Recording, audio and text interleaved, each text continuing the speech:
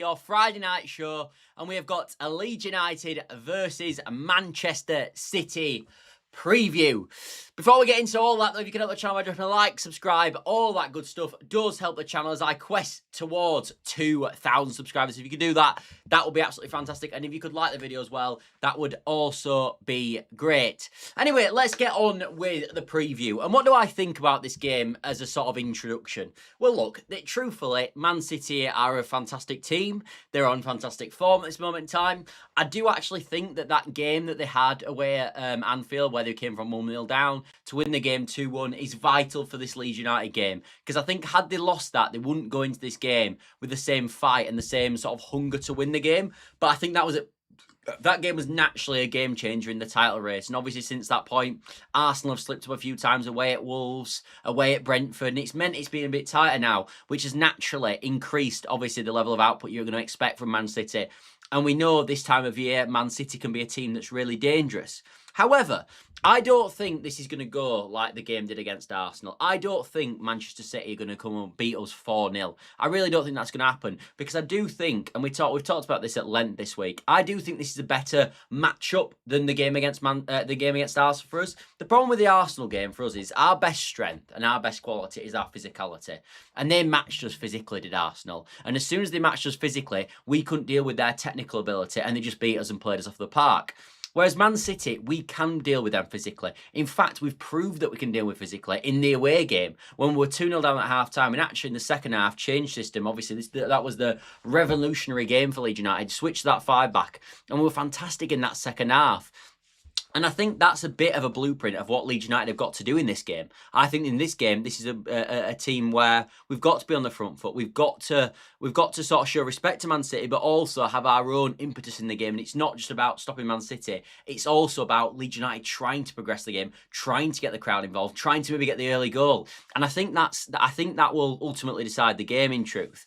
Because when you look at the game in paper, I think a lot of people will just say, let's get into them, get into the faces early on. Well, there's points and times with this, because yes, we want to do that, and yes, we're on the front foot, but you've got to accept that this is a fantastic Manchester City team. And yes, I'm not all about giving them tons of respect, and maybe at times this year, we have given these top teams too much respect. I don't want to see Leeds United do that. But in the same respect, I don't want to see the opposite style where we're from some fans, where it's like just play ridiculously gung-ho and they just pass around us and beat us easily.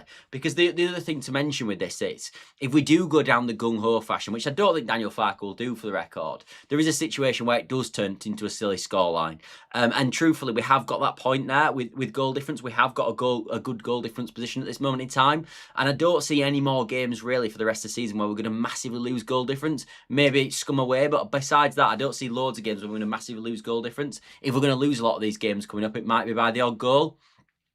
So we don't want to take an absolute beating on goal difference and lose the sort of ground we've made on that goal difference path. And people might go, that's negative, and potentially it is negative. But the truth of the matter is that we've got Sunderland on Tuesday night, and if we get 3 points from these next 2 games, I'll snap your hands off right now, take it, walk it home, and that's kind of where I'm at with it. The Sunderland game will be a tricky one, and we'll obviously have a preview with that. In fact, we've got a preview Monday night with that, with an actual Sunderland fan. But yeah, to bring it back to this Man City game, I think we've got to understand the opposition. We've got to bear in mind who they are as a team, bear in mind the strengths, but also we've got our own strengths. And we have got our own strengths in this particular game against this particular opposition, because we are better physically. And when we talk about lineup, one of the things that I want to talk about in this preview is how we line up with this. And I think going down the physical path is the way to go for this game.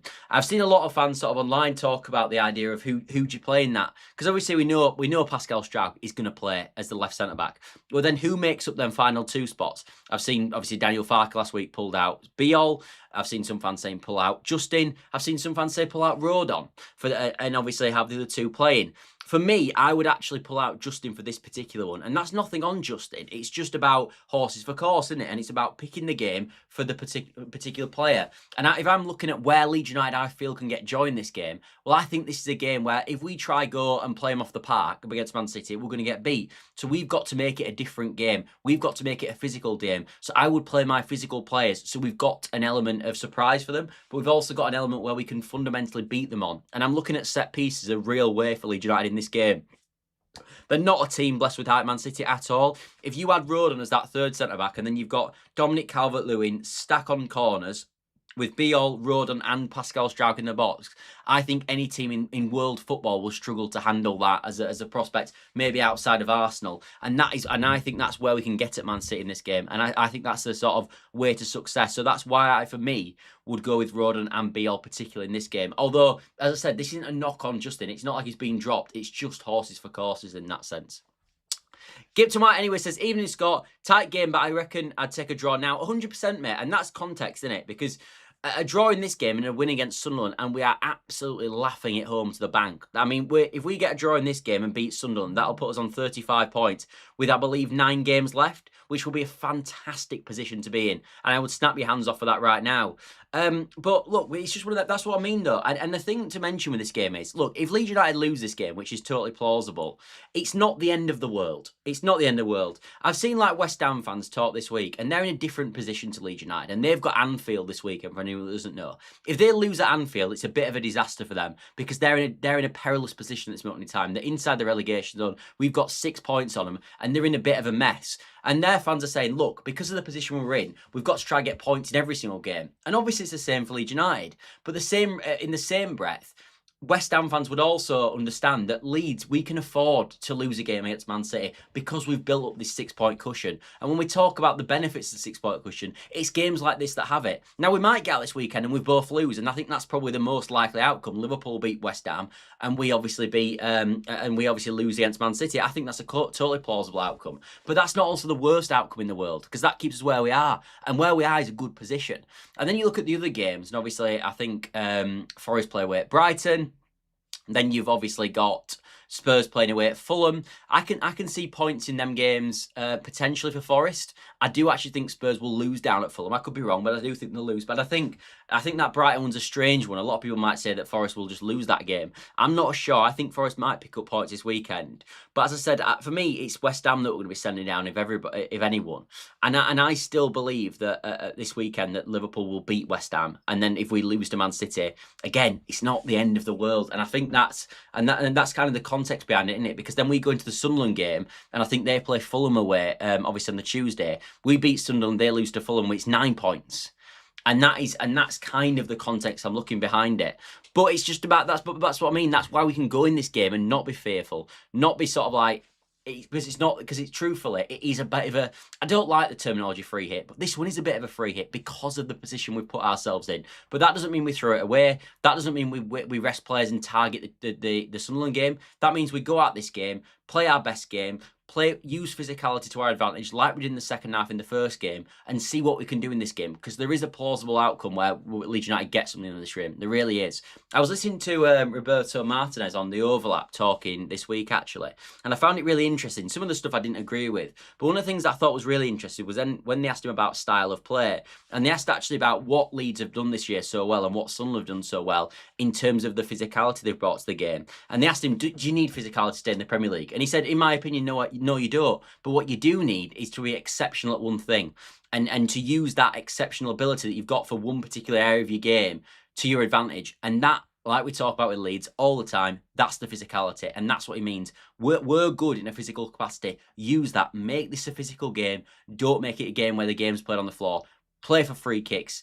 Get the ball out of play. Get throw-ins coming in. That's the sort of game this needs to be. Scruffy, turgid football, but it's not turgid, because when some of my favourite games this year, like have been the Chelsea game when we've had Nemecha and DCL long balls, but then bullying the Badia Shield and who else played in that game? Oh, the other centre back, Tosin as well. That's some of my favourite football. It's not all about this pretty fancy stuff. I quite enjoy the sort of the rough and ragged approach that we've brought to a lot of games.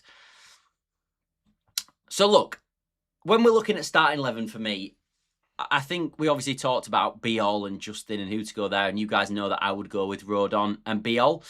What do I think he'll do, though? Well, I think we've seen in the Aston Villa game that his favoured back three at this moment in time is Justin, Rodon and Struijk, because he had all three of them fit, and all four of them fit, and he opted to go for that. So I do think Farke will go with that again. I think that's a mistake, but I think he will do that, in my opinion.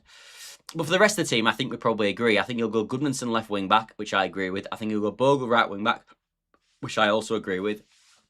However, there's maybe slight differences. I would go Ampadu Stack, and I would give Longstaff a go.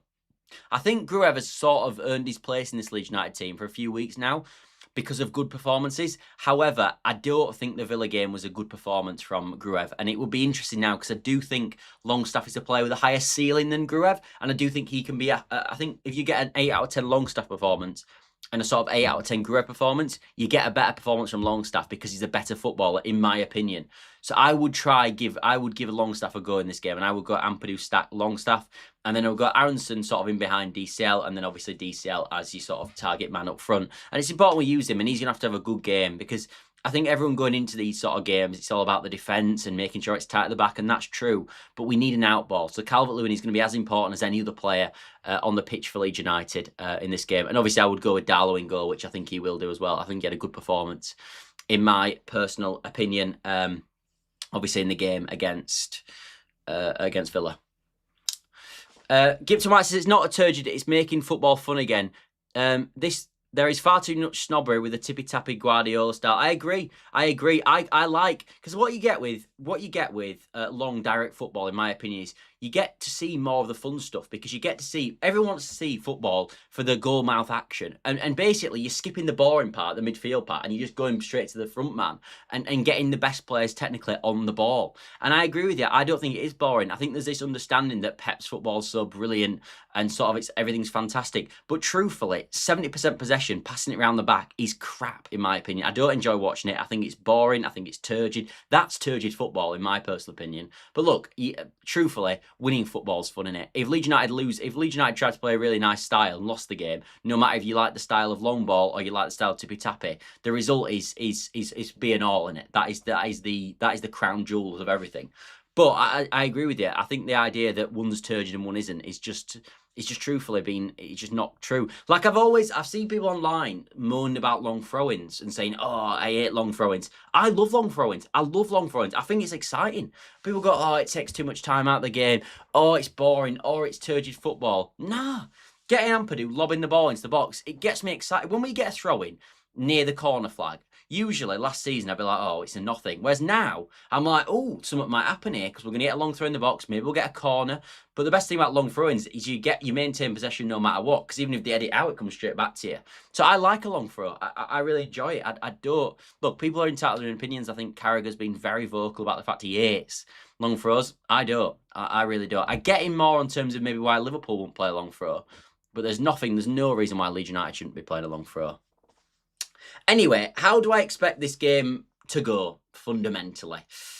I do think we will lose this game, if I'm being honest. I do think we'll lose the game. I don't think it'll be a smashing. I don't think it'll be another Arsenal replica. I don't see that happening. But I think they will have enough on the day. And I think they're in this time of the season with Man City where they're ready to go. They're in this league title. That Liverpool game where they won away at Anfield was obviously massively important to the future of Man City. So I do think they will unfortunately beat us at the weekend. However, I do think we'll beat Sunderland, and therefore that'll kind of make up for it in a roundabout way. But I do expect them to win. I'll go with a 2-0 Man City win. I actually think at half-time it might be 0-0, and I think they might just pick us off in the second half. That's my feeling. Anyway, thanks all for watching on this Friday night, as always. Obviously, I will be live straight after the game tomorrow evening if you are around and want to listen to me talk about Leeds United's fantastic win at home against Man City. Because, of course, we haven't lost at home now in 3 years under the lights. So there's a record there to maintain, in my opinion. Anyway, as I said, thanks all for watching. As always, as I said, if you could drop a like, subscribe, all that good stuff, that would be absolutely fantastic and massive on the channel. But other than that, truthfully, I'll see you tomorrow. I'll see you tomorrow at 7:30, straight after the game.